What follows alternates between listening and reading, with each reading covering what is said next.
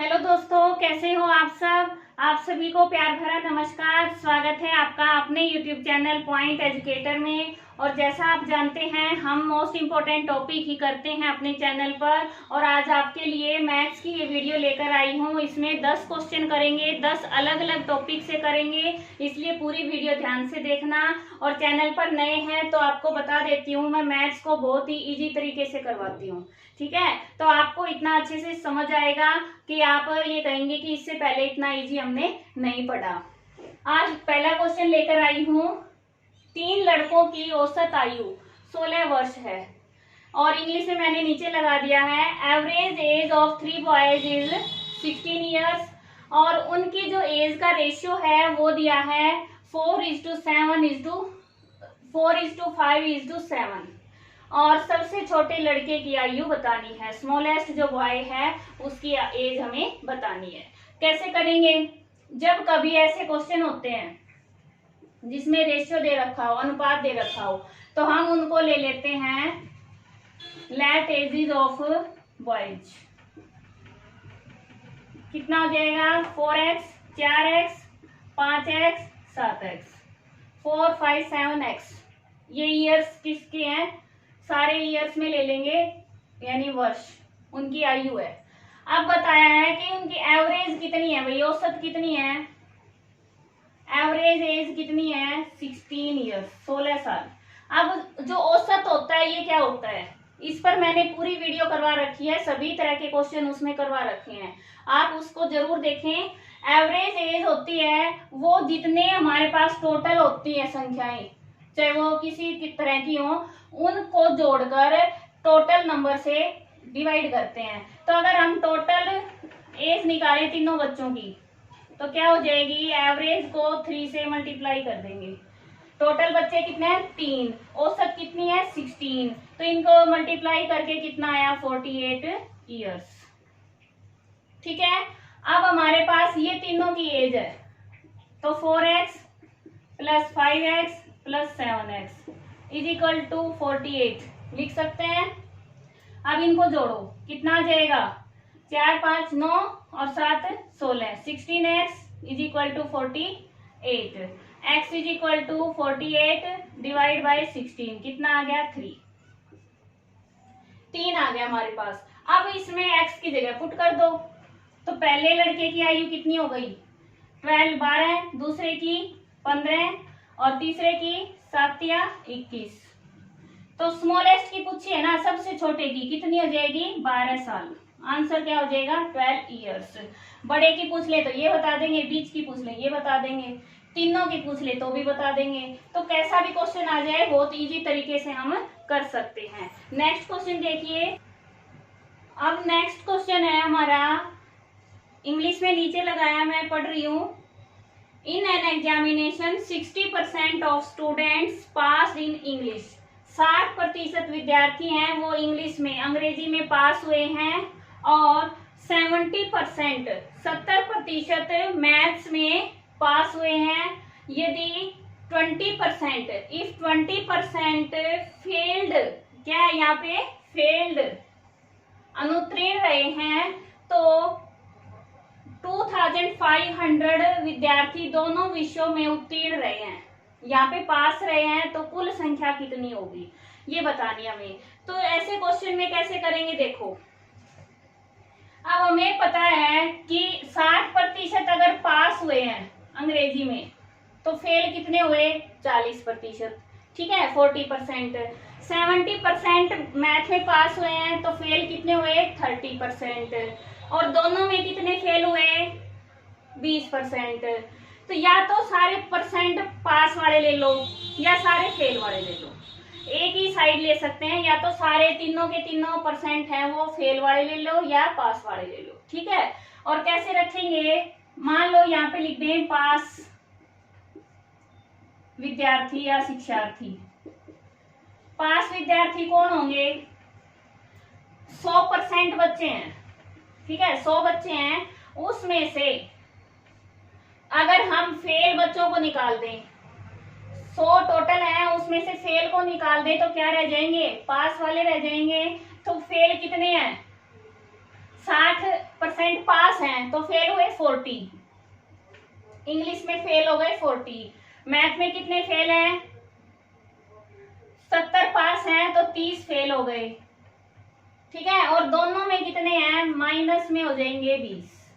अब ये कहां से आया हमारा, हम एक मैथ में फॉर्मूला पढ़ते थे, पहले आता था 7th 8th में, एन ऑफ, यानी एन क्या होगा हमारा N A plus N B minus N A intersection B, और यहाँ पे हम एन ए समेशन बी लिखते थे, यानी यूनियन बी करते थे, यूनियन वाला इस तरह से हम।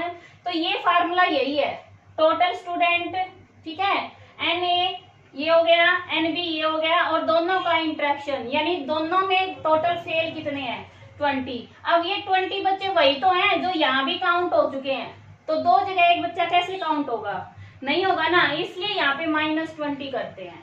तो दोनों में फेल अलग अलग उनको जोड़ेंगे, और दोनों में जो अलग अलग में फेल है उनको जोड़ेंगे, और जो इकट्ठे हैं उनको माइनस कर देंगे। क्लियर हुआ ना यहाँ पे। अब देखो क्या करेंगे, यहाँ पे लिखेंगे 100 माइनस, ये हो गया हमारा 70 हो गया, माइनस में 20 50, तो ये कितना हो गया 50, ठीक है। ये सारे किस में थे हमारे परसेंट में, तो ये क्या किस में आएगा परसेंट में। अब देखो पास जो हैं वो 50% है, 50% बच्चे पास हो गए, तो फेल कितने हो गए, फेल भी कितने हो गए 50%, जब भी तो 100% होगा। अब हमारे पास ये दे रखा है पास हैं इतने, तो फेल कितने हो गए, इतने ही बच्चे फेल हो गए, दोनों मिला के कितने हो गए 5000 5000, तो टोटल संख्या कितनी आ गई 5000, ये हमारा आंसर होगा। समझ आया। अगला क्वेश्चन देखो, अब नेक्स्ट क्वेश्चन है हमारा, ये एज रिलेटेड है, ठीक है, आयु संबंधित प्रश्न है, और ये भी मैं पूरा टॉपिक वीडियो करवा चुकी हूँ, इस पर आप चैनल पर देख सकते हैं। अब अगला है आफ्टर 5 years, 5 वर्ष के पश्चात father's age will be 3 times of his son's age, पिता की जो आयु होगी उसके पुत्र की आयु की 3 गुनी होगी, ठीक है, 3 times होगी। और 5 years अगो, पहले जो फादर की एज थी वो बेटे की एज, सन की एज की 7 times थी, 7 गुनी थी। अब बतानी है पिता की जो प्रेजेंट एज है, फादर की प्रेजेंट एज क्या है। तो क्या कैसे करेंगे, देखो इस तरह के क्वेश्चन में मैंने आपको बताया था, आप वो लेके चलेंगे जिससे कोई दुगुनी तिगुनी या ज्यादा कम है। तो यहाँ पे किससे है, पुत्र की आयु की 3 गुनी है ना, तो मान लेंगे, माना पुत्र की आयु सन एज कितनी है 5 वर्ष पश्चात, ठीक है, 5 वर्ष पश्चात, यानी 5 years लेटर जो पुत्र की आयु सन की एज होगी वो होगी x years। तो पिता की कितनी होगी, फादर की कितनी होगी 3x, 3 गुना हो जाएगी, ठीक है इतना। अब उन्होंने बताया 5 साल पहले, 5 years बिफोर, पहले। अब आप इसमें देखिए कि पुत्र की जो 5 वर्ष के बाद की आयु ली है, बाद की आयु x है, तो अब की क्या होगी, बाद में होती जब ऐड करते हैं ना तो 5 माइनस हो जाएगा, तो प्रेजेंट में कितनी होगी x - 5, और उससे भी 5 साल पहले, अब से भी 5 साल पहले कितनी होगी, और -5 हो जाएंगे, तो कितनी हो गई x - 10। तो यहाँ पर हम x - 10 लेंगे 5 साल पहले की एज, इसलिए लिखा है ये, ठीक है। तो सन की एज कितनी हो जाएगी,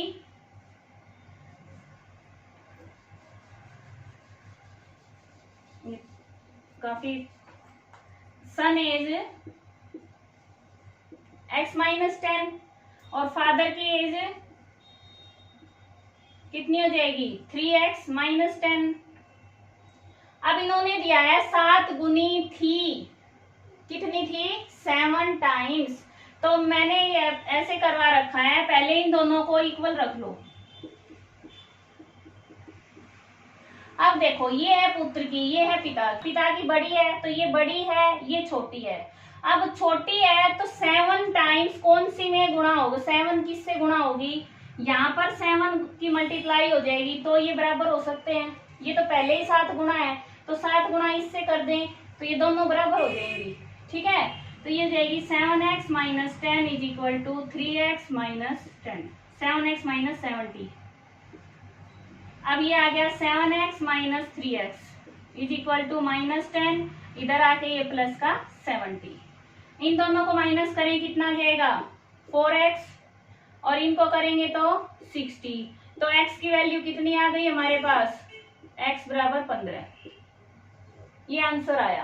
अब पूछा है उन्होंने वर्तमान आयु, प्रेजेंट एज क्या है फादर की। ठीक है, तो फादर की ये 3 से मल्टीप्लाई करेंगे कितना आ जाएगा 45 साल। कब की है, 5 साल पश्चात, बाद की है। तो प्रेजेंट में -5 करेंगे 40 ईयर्स। तो आंसर क्या होगा 40 ईयर्स। क्लियर हुआ। इसमें थोड़ा सा घुमा के दिया है, बाकी अगर आपको करना आता है अच्छे से, ये सोल्व करना आता है तो आप आराम से कर सकते हो। घुमा के इसलिए दिया है कि प्रेजेंट एज नहीं दी, ठीक है, वर्तमान की नहीं दी, 5 साल बाद की दे दी और 5 साल पहले की दे दी। तो यहाँ पे x माइनस 10 करना है, ये आपको याद रखना पड़ेगा। क्लियर हुआ। नेक्स्ट देखो, अब नेक्स्ट क्वेश्चन देखो, यदि 6 पेनों का विक्रय मूल्य है, if the selling price of 6 pen, ठीक है, क्या दे रखा है, selling price of 6 pen is equal to cost price of 8 pen. तो हमें बताना है प्रॉफिट होगा या लॉस होगा और कितने % होगा। ठीक है, ये बताना है।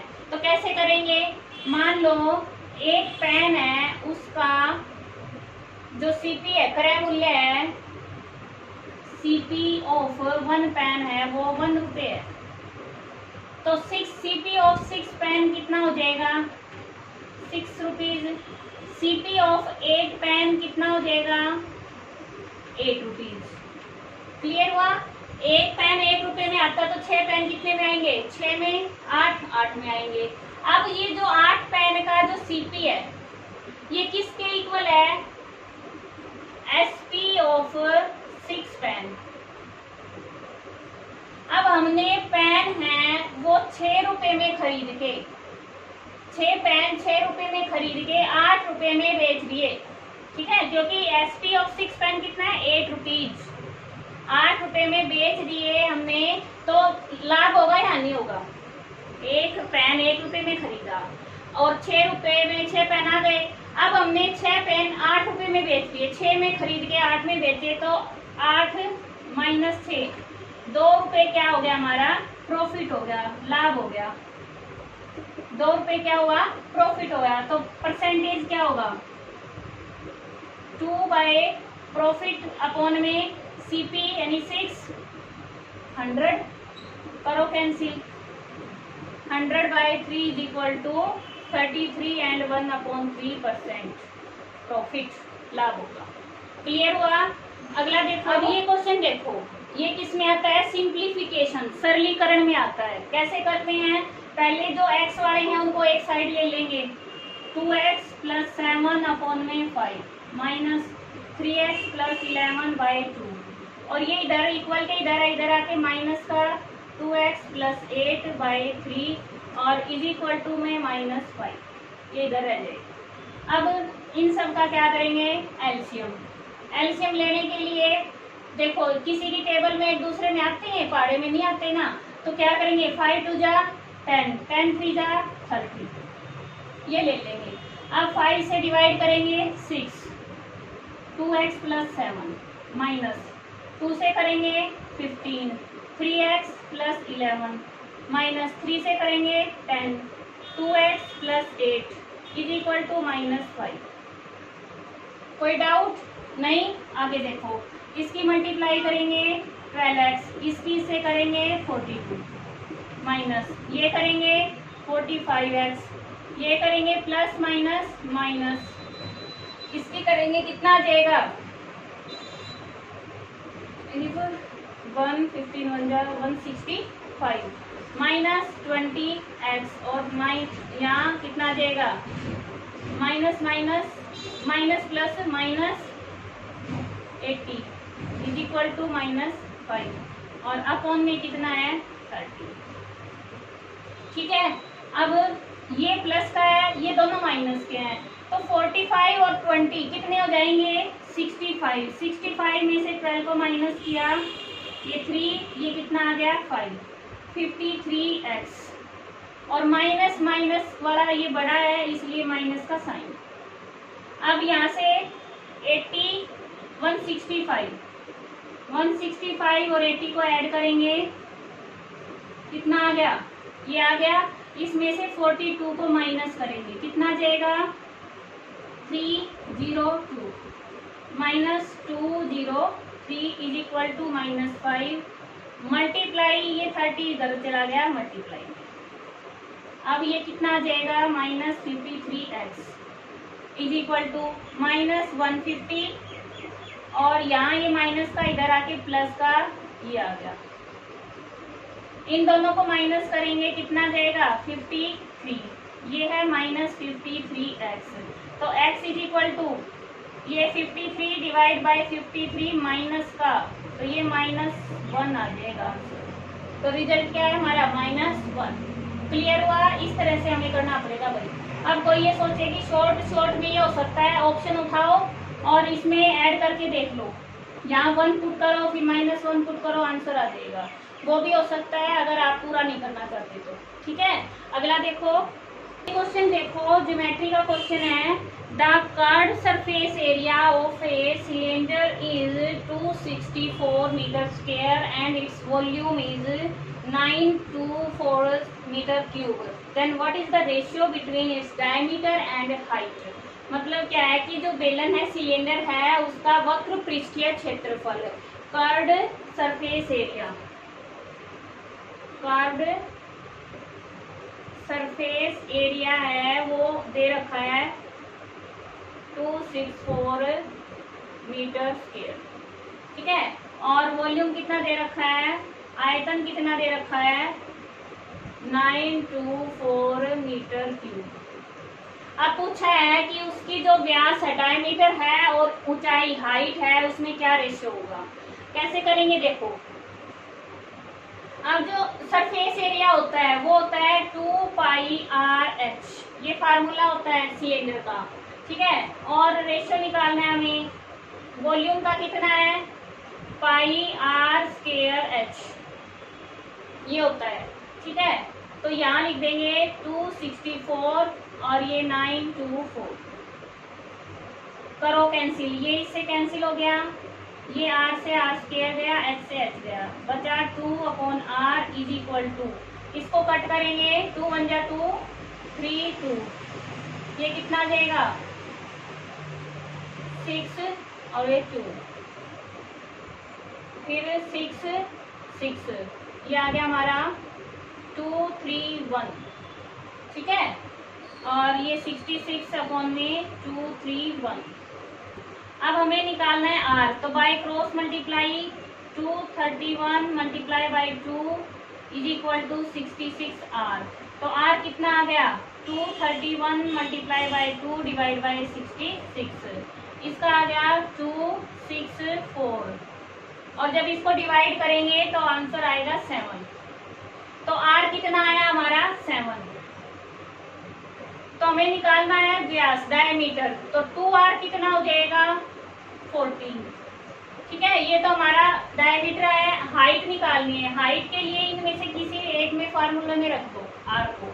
मान लो हमने इसमें रख दिया 2 पाई होती है 22/7, r है 7 मल्टीप्लाई बाय h, और इज इक्वल टू में कितना है 264, ये कैंसिल, ये 264 और divide by 44 is equal to h, ये कितना आ जाएगा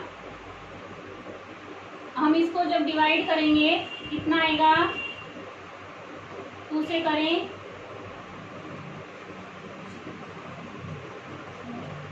ये, ठीक है, और इसका करें तो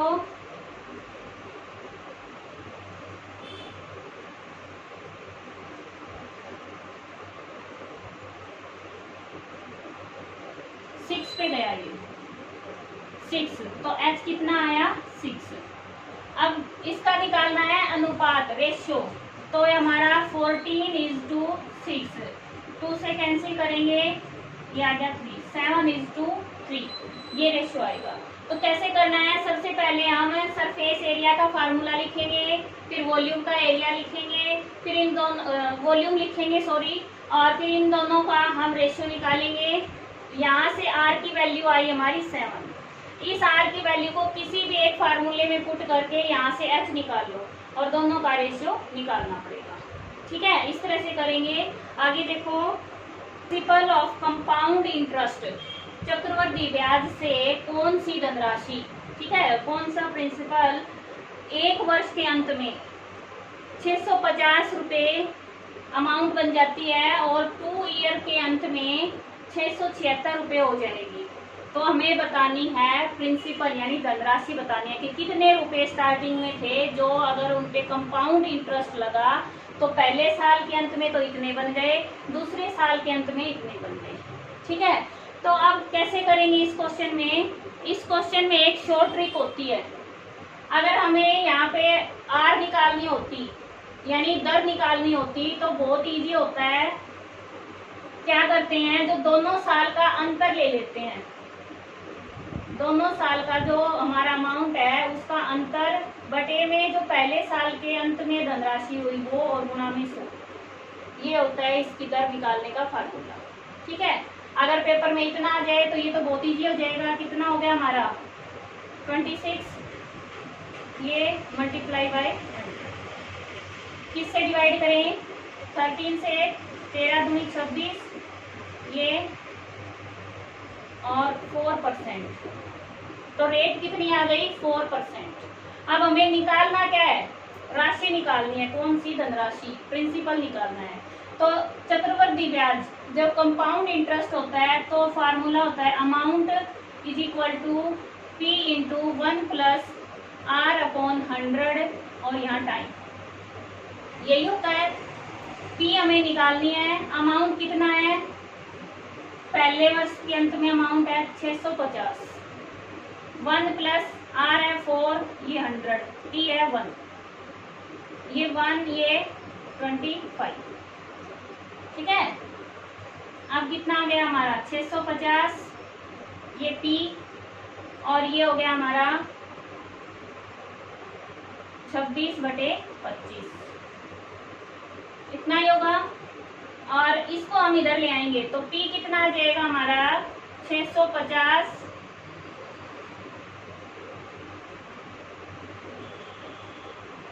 गुना में 25 बटे में 26, 13 दूनी 26, 13 पंजे 65, 0, और ये 25 और 25 की मल्टीप्लाई करेंगे 25 इंटू 25 कितना होता है 625 रुपये।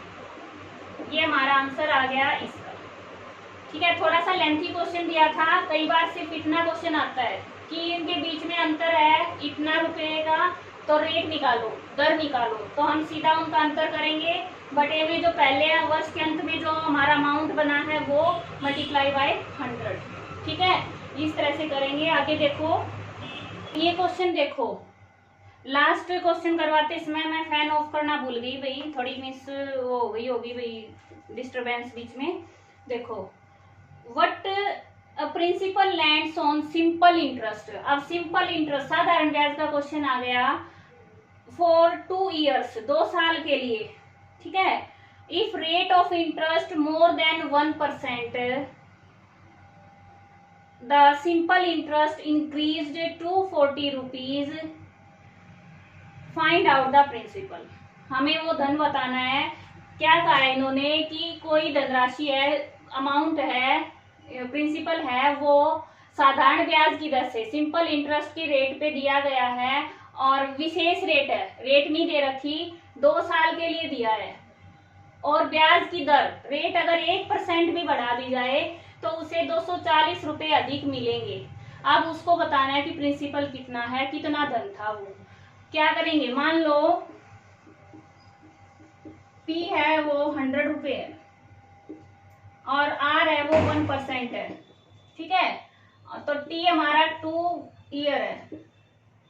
सिंपल इंटरेस्ट के लिए क्या होता है, P into R into T upon 100 is equal to P 100 1 into 2 upon 100। ये कैंसिल, कितना हो गया 2, तो 2 रुपए हो गए ब्याज के, ठीक है। इजी तरीके से करेंगे। अब उन्होंने रेट बढ़ा दी 1%, तो कितनी हो गई अब 2%। तो नया जो ये होगा इंटरेस्ट होगा वो क्या होगा 100 इंटू 2 इंटू 2 अपॉन में 100, 4 रुपए। अब अंतर कितना आया 2 रुपए का, डिफरेंस कितना आया हमारा 2 रुपीज का। अब पहले कितना अंतर है 240 का, तो सिंपल वैसे करेंगे हम, if difference 2 rupees then amount, sorry principal कितना है 100 रुपए। और अगर 1 रुपया है तो कितना हो गया 100/2, करते थे ना ऐसे क्वेश्चन। और अगर हमारे पास 240 है तो इंटू में कितने हो जाएंगे 240, ये कितना आ गया 120, 2 जीरो ये और ये कितना हो गया 12,000 रुपए, 12,000 रुपीज। क्लियर हुआ, बिल्कुल इजी सा क्वेश्चन था। अगला देखो, नेक्स्ट क्वेश्चन है, at the speed of 60 kilometre per hour 125 metre long train crosses a bridge in 30 seconds, what is the length of bridge. कि 125 मीटर लंबी एक रेलगाड़ी है, वो 60 किलोमीटर प्रति घंटे की स्पीड से चल रही है, ठीक है। और उसने पुल को 30 सेकेंड में पास कर लिया है, तो पुल की लंबाई क्या होगी, ब्रिज की जो लेंथ है वो क्या होगी। अब जब भी ऐसे ट्रेन के क्वेश्चन आते हैं ना, तो आप एक बात मान के चलिए, जब ट्रेन चलती है, ठीक है, ये ट्रेन जा रही है, ये चाहे किसी पुल को पार करे, किसी खंबे को पार करे, व्यक्ति को पार करे, तो खंबे और व्यक्ति की तो कोई डिस्टेंस होगी ही नहीं, ठीक है। लेकिन अगर एक रेलगाड़ी दूसरी रेलगाड़ी को भी पार कर रही है या पुल को पार कर रही है ब्रिज को, तो इन दोनों की लंबाई जुड़ जाती है। दोनों की लंबाई जुड़ेगी तभी तो पूरी पार होगी ना, यहाँ से शुरू हुई यहाँ तक गई, यहाँ खत्म हुई, तो ये जो लंबाई है ये भी तो इसमें ऐड हो जाएगी। तो यहाँ डिस्टेंस है वो इतनी दे रखी है, ठीक है। ये सिर्फ लंबाई है रेलगाड़ी की, हमें पुल की भी निकालनी है। कैसे करेंगे, इसके 2 तरीके हैं, आपको बताती हूँ, आपको जो अच्छा लगे उस तरीके से कर लेना। बहुत ही सिंपल से हम कर सकते हैं। सबसे पहले तो ऐसे कर सकते हैं कि 60 किलोमीटर जाती है 60 मिनट में, ठीक है। एक रेल है वो 60 किलोमीटर 60 मिनट में जाती है, 1 घंटे में 60 मिनट हो गई, तो 1 किलोमीटर कितने में जाएगी 1 मिनट में, ठीक है। तो 1 मिनट में कितनी गई 1 किलोमीटर, तो 1 मिनट में गई 1 किलोमीटर। और 30 सेकंड यानी आधा मिनट में कितना जाएगी आधा किलोमीटर। आधा किलोमीटर कितना होता है 500 मीटर, 500 मीटर है, तो 500 मीटर उसने दूरी तय की है। रेल की कितनी है 125 और 500 उसने पार की है, माइनस करो कितना जाएगा,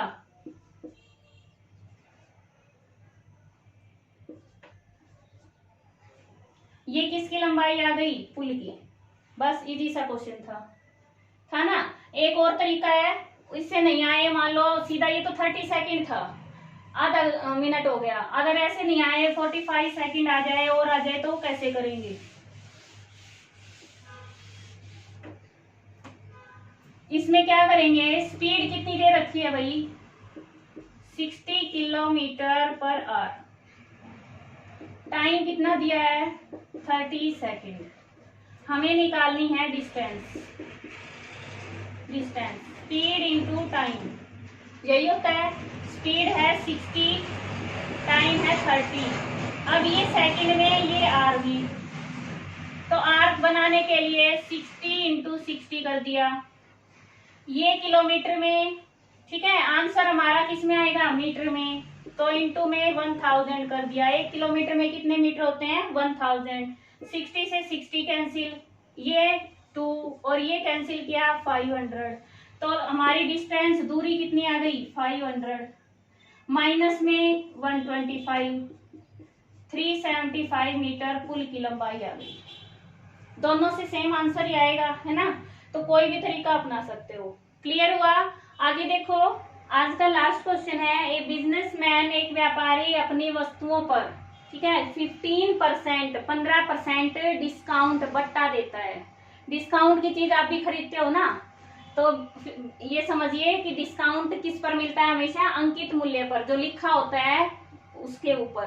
फिर है मार्क प्राइस, वह अपने माल पर लागत मूल्य से, जो उसका how much price he should mark on his items to the cost price, जो उसकी लागत मूल्य कॉस्ट प्राइस है उससे कितना अधिक मूल्य उस पर मार्क करे कि उसे 19% प्रॉफिट हो। तो इस तरह के जो क्वेश्चन होते हैं इनमें शॉर्ट ट्रिक होती है, बहुत इजी सा होता है।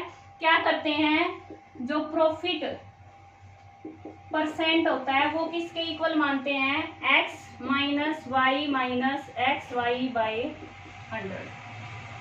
x क्या है, जो हमें निकालना है, कितना अधिक मूल्यांकित करे, यानी अंकित मूल्य है प्रॉफिट जोड़ने के बाद, ठीक है वो। y क्या है, y है हमारा बट्टा डिस्काउंट। तो प्रॉफिट परसेंट कितना है, 19, यहाँ लिख दिया 19। x हमारा x रहेगा क्योंकि हमें पता नहीं है, ये 15 रहेगा, ये कितना आ जाएगा 15x बाई 100।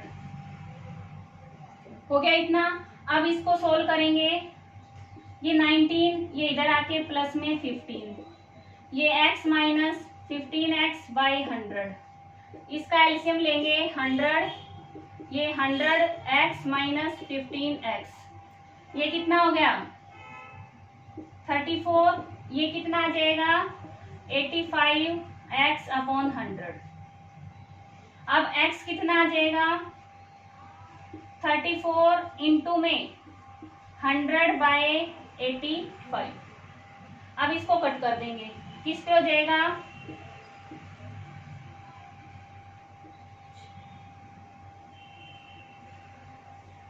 17 टू जा 34, कितना आ गया 40। तो x कितना आ गया 40%। ठीक है, लागत मूल्य से कितना अधिक मूल्यांकित करे 40%। क्लियर हुआ। इस तरह से ये शॉर्ट ट्रिक से होता है। अगर वैसे करोगे बहुत लंबा पड़ जाएगा। पहले हम 100 रुपए लेंगे अंकित मूल्य, फिर 100 उसमें से 15 माइनस करेंगे डिस्काउंट के, ठीक है, फिर हम मानेंगे कि उसने 85 में बेच दिया, और फिर दोबारा से हम क्या अंकित करेंगे, प्रॉफिट जोड़ेंगे। काफी लंबा प्रोसीजर हो जाएगा, और ये शॉर्ट ट्रिक से ही होता है, इसलिए इस तरह के क्वेश्चन दिए जाते हैं पेपर में, ये याद रखना आप। और इसके साथ ही बता देती हूँ कि चैनल पर और भी काफी वीडियोज हैं, आप देख सकते हैं। Thanks for watching. और वीडियो कैसी लगी वही जरूर बताना, कमेंट करना, लाइक करना, क्योंकि देखो पसीने भी आ जाते हैं वीडियो बनाते बनाते, तो कम से कम इतना तो आप कर सकते हैं। Thanks for watching. आपका दिन शुभ हो। धन्यवाद।